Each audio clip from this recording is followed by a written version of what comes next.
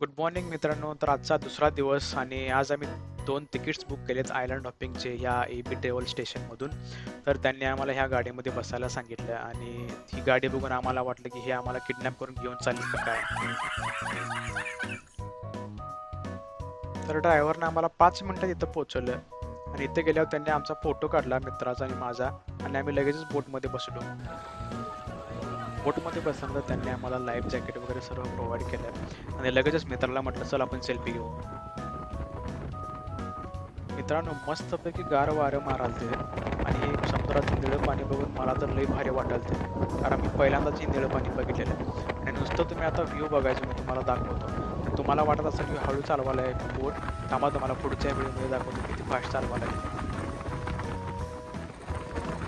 हे बघा, आहे काय कसं पळवाले. तुम्हाला आता व्हिडिओमध्ये एकदम तरी पण थोडंसं स्लो वाटत असेल, पण ॲक्च्युअलमध्ये बोट खूप स्पीडमध्ये होती. मोबाईल धरता येत नव्हता, तर मी ट्रायपॉडमधून मोबाईल काढला आणि दोन्ही हातामध्ये मोबाईल धरून शूटिंग केलेलं आहे भावाने.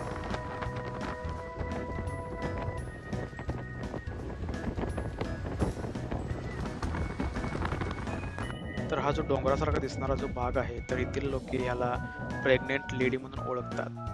तर तोपर्यंत मित्राला म्हटलं माझा एक व्हिडिओ काढ, मला एक रील बनवायचा आहे.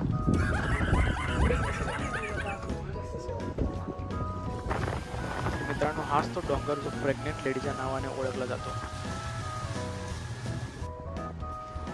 तर तुम्ही आता फक्त व्ह्यू बघा मित्रांनो. आणि मला असं वाटतंय आपल्या ज्या इंडियन मूवीज आहेत त्यामध्ये गोव्याचं लोकेशन सांगून ते आपल्याला इथलं लोकेशन दाखवतात असं मला वाटतंय. जर तुम्ही असं कुठेतरी ऑब्झर्व केलं असेल कोणत्या मूवीमध्ये, तर कमेंटमध्ये तुम्ही मला नक्की सांगा.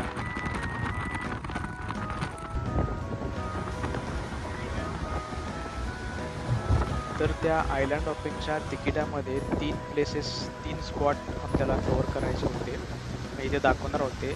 त्यामध्ये एक होता प्रेग्नेंट लेडीचा जो डोंगर जे आयलँड होतं ते होतं, आणि आता आपण दुसऱ्या स्पॉटला पोहोचलेलो आहे.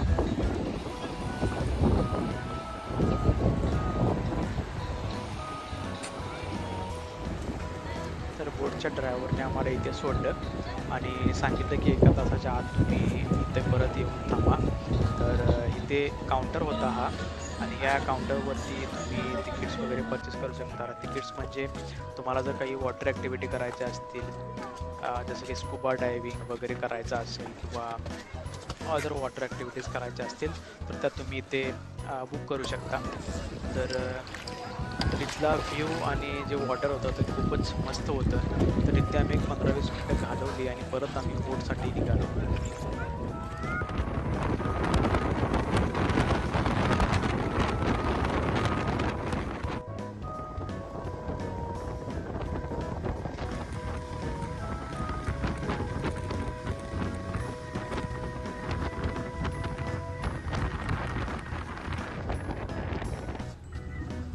तर इथं मित्रांनो ड्रायव्हरनं बोट एकदम स्लो केली आणि त्यानं बोट थांबवली आणि त्याने आम्हाला सांगितलं की सर्वांनी शांत बसा. तर तो आम्हाला ईगल फिडिंग दाखवणार होता आणि थोडं तो चिकन पाण्यामध्ये फेकत होता. तर आता तुम्ही हे ईगल फिडिंग बघू शकता. तर तुम्हाला हे व्हिडिओमध्ये कावळ्यासारखं वाटेल, पण रिअलमध्ये ही खूप मोठी ईगल होते मित्रांनो.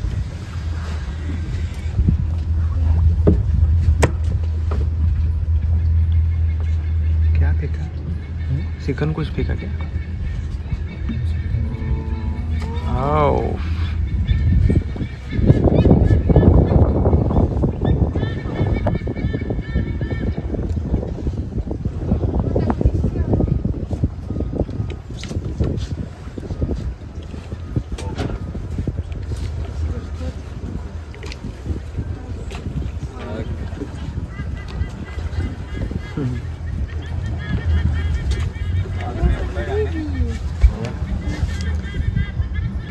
तर ह्या स्पॉटनंतर मित्रांनो ड्रायव्हरने आम्हाला पुढच्या स्पॉटवरती म्हणजेच एका बीचवरती तो आम्हाला घेऊन आला आणि आयलँड हॉपिंगचा हा लास्टचा स्पॉट होता.